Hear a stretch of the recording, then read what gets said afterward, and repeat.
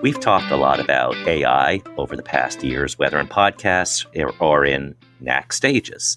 Today, we're going to cover AI, but we're also going to cover the story elements. How do you make AI interesting? How do you make data interesting? Joining us is Steve Lerch. He is president of Story Arc Consulting. And not only is he our guest today, he is one of the featured speakers at the NACS State of the Industry Summit, which will be taking place April 8th through 10th in Dallas. If you are not registered, you want to. After you hear this, you will doubly want to. So welcome, Steve. Thank you so much for having me. Excited to be here and excited to head down to Dallas in a few months. I started out by mentioning AI, which is a huge topic in all industries. And it's also something that you are looking at because it ties into how do you tell stories, how you look at data, how do you lead innovation? So let's start with AI, which kind of went from it's coming to what are you doing about it now? How do you look at AI in the big picture? Yeah, you're right that it's kind of here. It's not coming anymore. It's here. And the truth is, I think all of us have been overwhelmed or inundated by constant conversations about artificial intelligence in every corner of our work and our culture. And but I think the problem, at least from my perspective, that we're having right now, and certainly I'm a storyteller by trade. I give speeches, I tell stories. So I think a lot about how information gets communicated to people. One of the problems I see right now is that so many of the conversations about artificial intelligence, when it comes to our businesses and our industries, are these sort of grandiose, future-driven, how is AI going to transform our our software systems, our data stacks? And that's all true and that's all great. But those conversations leave out the 98% of us who, let's be honest, don't understand any of that stuff. We don't know how our business's software stack works and how the data is processed. And because that's the conversations people are having, so many of us aren't fully engaging with the artificial intelligence and the AI tools that are available to us right now, that available to the everyday person right now. So my obsession with AI is not about these crazy software integrations. It's about how can I, as a person with moderate to below average tech skills, use ChatGPT for free tomorrow to do my job a little better, a little faster, a little quicker. So that's kind of my obsession with AI. It's like taking it out of this super complicated, super technical side, which makes sense because it is a super complicated, super technical product. But how do we kind of ignore that for a minute and just focus on what we can use right now? So the NACS State of the Industry Summit, a lot of people think of that as a metrics conference, data conference. Yes, it is. There's a lot of look at what happened in 2024, not just in our industry, but what happens in the broader economy, what happens over here. But data, we all know, if you have a loyalty program, if you have something like that, there's data overkill. There's too much data. There's not enough analysis. So how do we move? What kind of things do you talk about when you speak or when you interact with companies? How do you take it from data to here's a tool to take advantage of that data, and then the output is a story? Yeah, that's an interesting question. And certainly there's AI implications of that and non-AI implications of that. I think, I've been giving speeches for, 7 years or so now. And some of the topics I cover can be data intensive, can be quite technical. We talk about innovation. I talk about marketing. A lot of that stuff relies a lot on data. I think what I've learned going to a couple hundred conferences over the last year, and you see speakers and you see economists and you see professors share data, is that sometimes the smartest people in the world get on stage and kind of, to your point, they might have 50 slides with 50 charts and 50 graphs, and it's probably wonderfully important information that's insightful and important and valuable to the people in the room, but nobody remembers any of it. To your point, we overload on quantity and we maybe under prioritize quality. And I think sometimes that's the problem when we're looking at these big reports and these big data sets. We want to use all of it. We want to understand all of it. When in reality, pulling out the two things that are really impactful, that we can really understand, that we can really share in a meaningful way, that we can really apply in a meaningful way, really grasping and utilizing two things is far better than skimming over 50 or telling people 50. And not to bring everything back to artificial intelligence, but AI can help solve for some of these challenges. I was doing a project recently for here in DC for a corner of the federal government, working with NOAA. I always forget what NOAA stands for, National Oceanic Atmospheric something or other. The hurricane guys.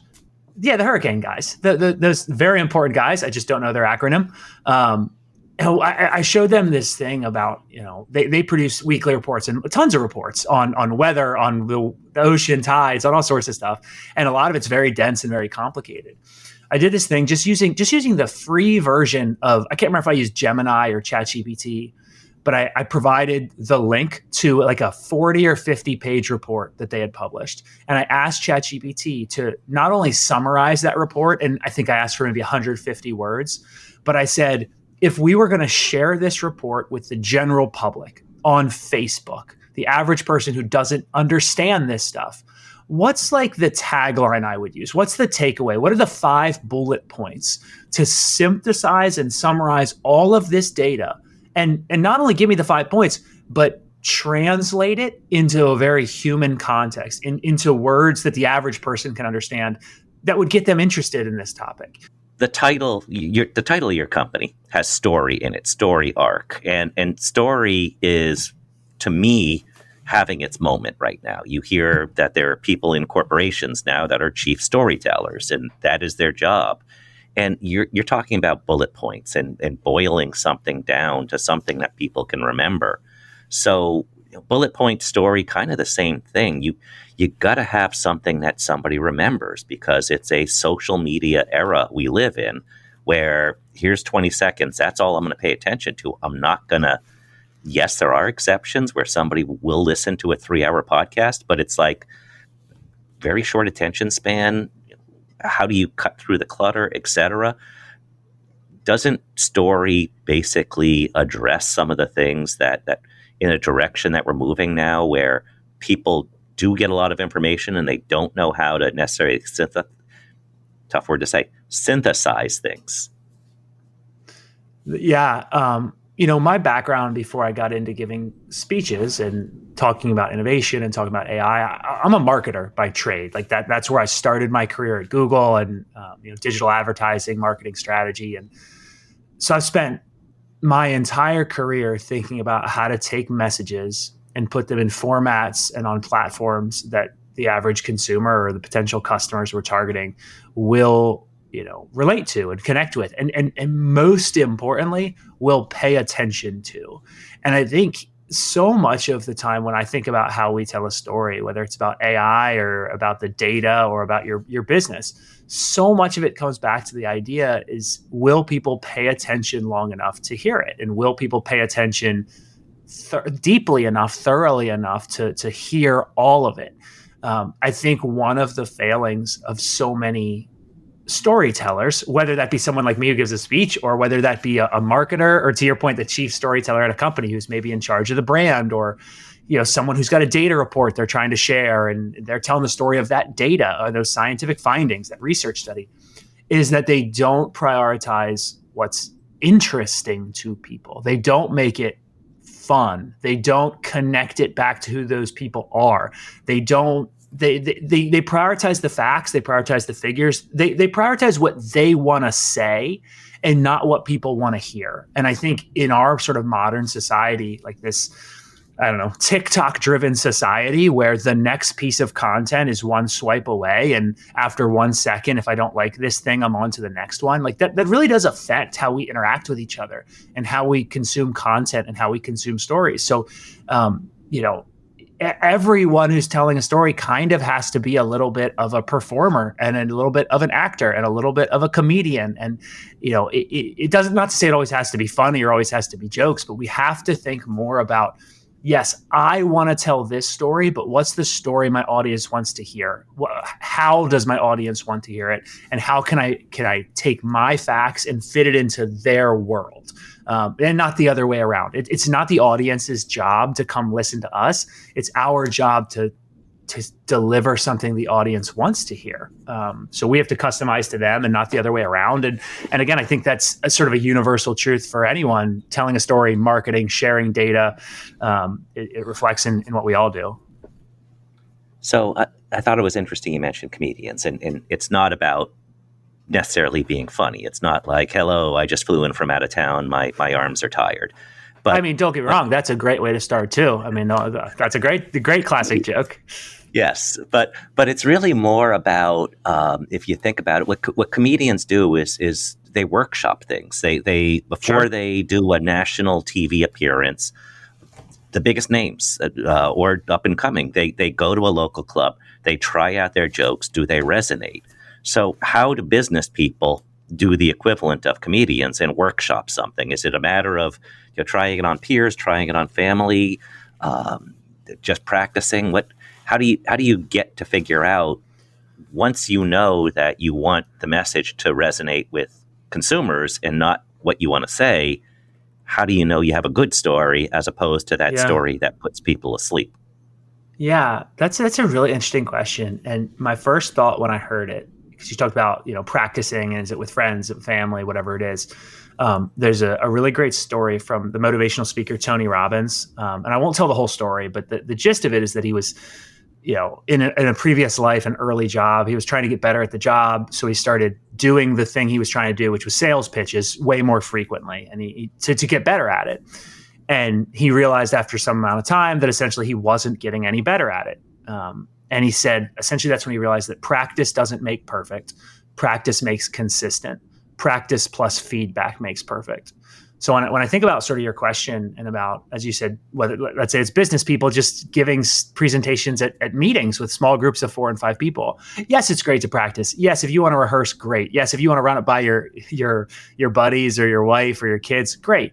But what I think really matters is listening and observing and taking in the feedback you get when you actually do the thing, paying attention to how people react, listening to the questions they ask, asking them after the meeting, asking them after the speech for feedback, asking them what they remembered, asking them what they thought. Feedback is such a crucial part of, I think, improving anything. Again, I speak about innovation sometimes, and we talk a lot about this concept of the importance of feedback, and that it's a largely free, hugely beneficial thing that's sitting out there if you pay attention to it, if you go ask for it. So I think that's a big part of it to me is, yes, practice is great, but if you just practice, you're going to get really, really consistent. You have to get other inputs, so you got to listen. And sometimes it's very deliberate, and people are literally saying, here's my feedback, here's my advice. But sometimes it's facial expressions, and sometimes it's when did people yawn, and sometimes it's when did people check their phones, and when did people lean in. Sometimes you can notice that stuff if you really pay attention. Yeah, the February issue of the NACS magazine is about advocacy, and I wrote an article about how do you look at things, just exactly what you're talking about, and it's not necessarily going to a comedy club and practicing, but I said there's all kinds of different ways to practice, and one of them is the chiropractor. I go to the chiropractor every now and then. Fly enough planes, your neck always hurts, and this is flying a plane as opposed to me, flapping my arms. But one of the things is every time I go to the chiropractor, he's always like, "How's work?" It's a standard thing. Most people do work that go there, so he doesn't really necessarily care about work. It's just something to get you to talk so that it's not awkward silence the whole time.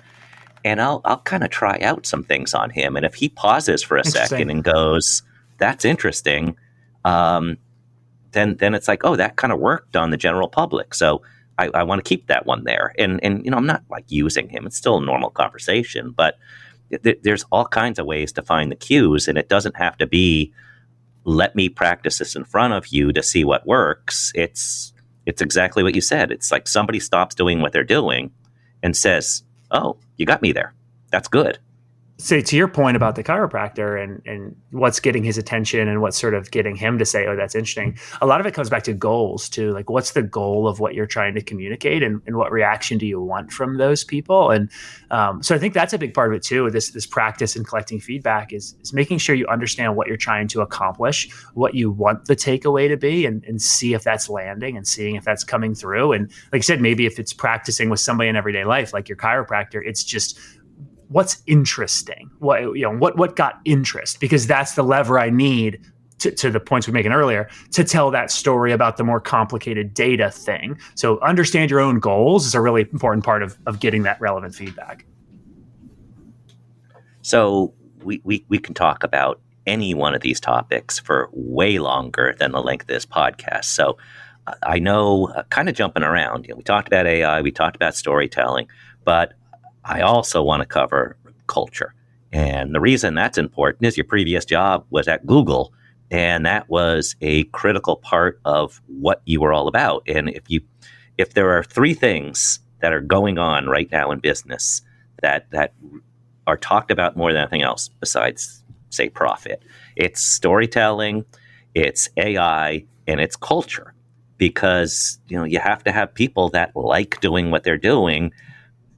And I assume that's also part of storytelling and supporting people. Talk a little bit about like what culture means to you in how you played it out when you were at Google and your post-Google career. Sure. Yeah. And for me, I mean, of course, culture means so many different things.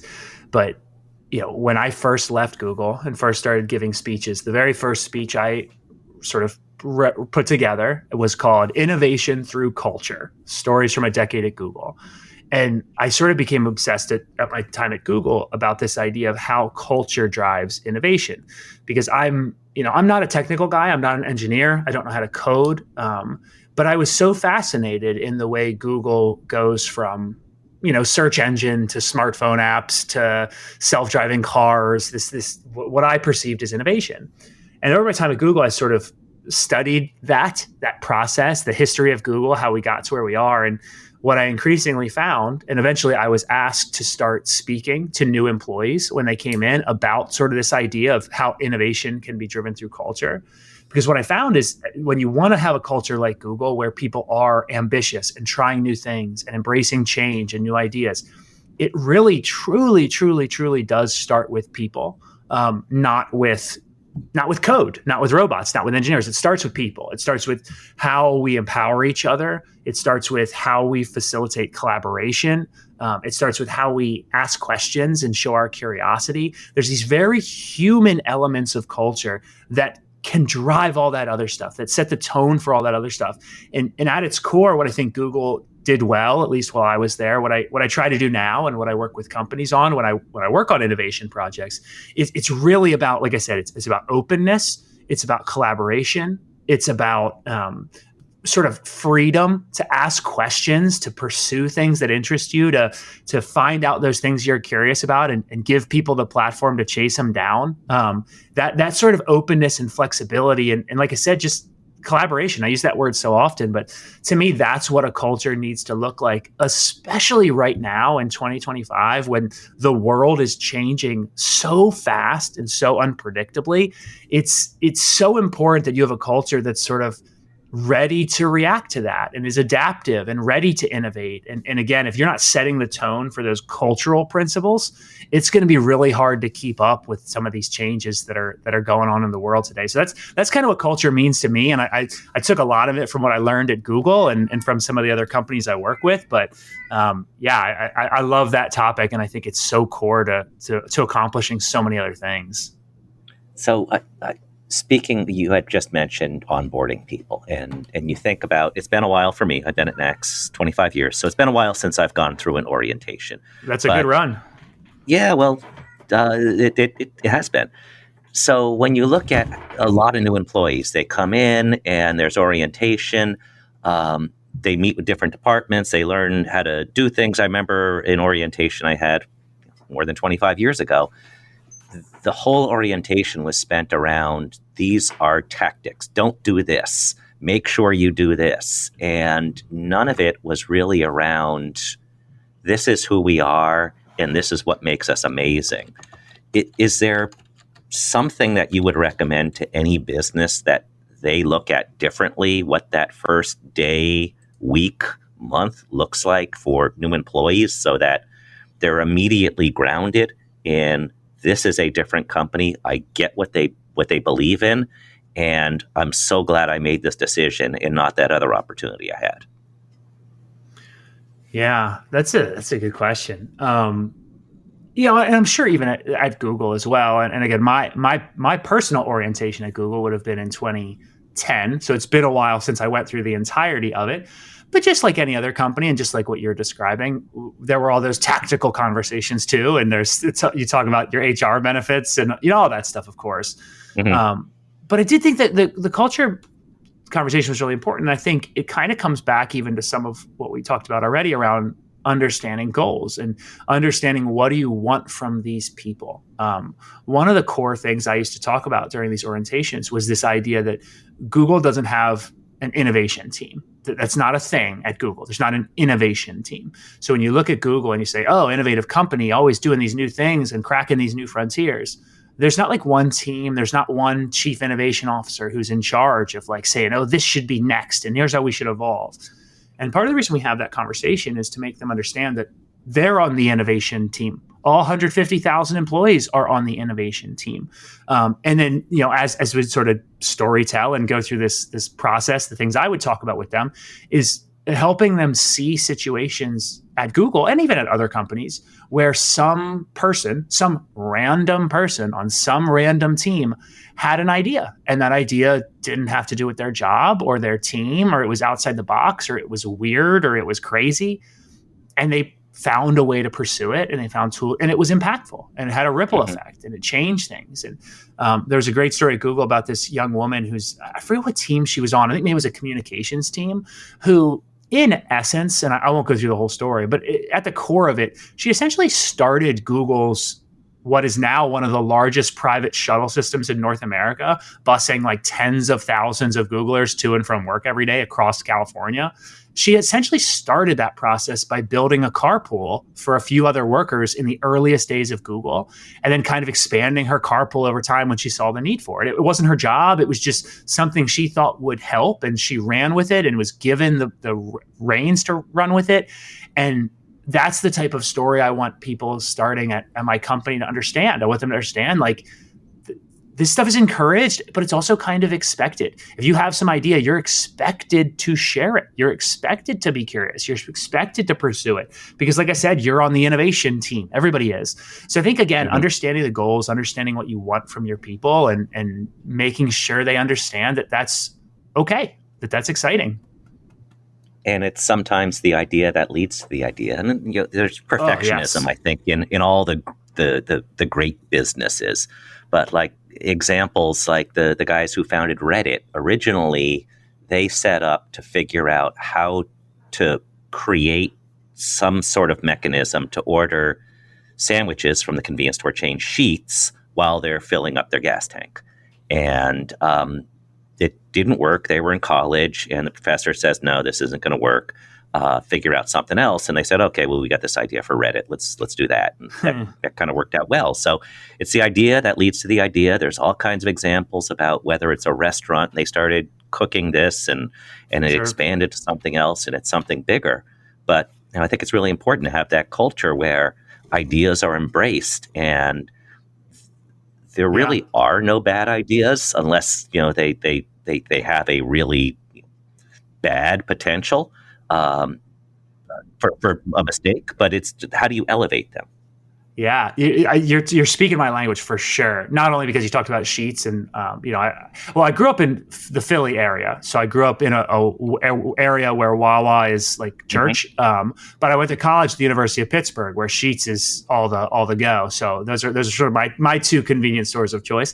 But you're also speaking my language. This idea of, and you said there's no bad ideas, and it's interesting. I think what I often say to people is sometimes there are bad ideas, but bad ideas are so often the the jumping off point of your good idea.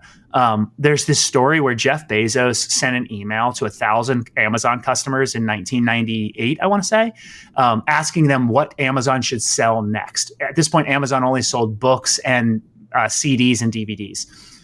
Somebody responded to his email and said windshield wiper blades. And the email literally said, what do you wish you could buy on Amazon? And he said, windshield wiper blades, because right now my car needs new windshield wiper blades. And I always say at its core, that is a bad idea. If Amazon sold books, DVDs, and windshield wiper blades, it'd be the weirdest website ever. But Jeff Bezos will tell you. Logo. Yeah. But Jeff Bezos will tell you to this day that it was that idea that triggered the idea in his head that the thing doesn't really matter. It's about need and it's about timeliness. And people would buy anything through e-commerce. We should sell everything.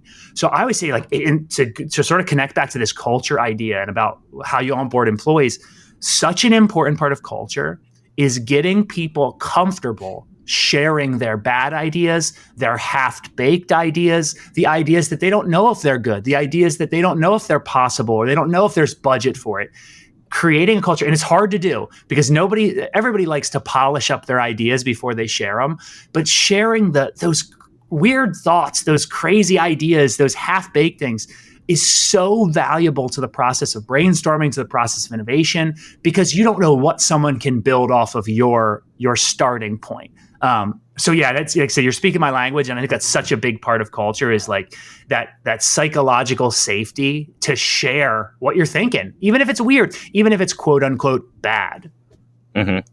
And just have the ability within the organization to say, that's cool. I'd rather hear that than not hear that. And let's think about that and let's move it forward, because everybody comes from a different context. Everybody has a different experience, years of experience and experience in life. And that's how you get the best ideas. So true. I do some brainstorming workshops for companies when I work on innovation. And one of the things I always say at like the very beginning, I say a bad idea is way better than no idea.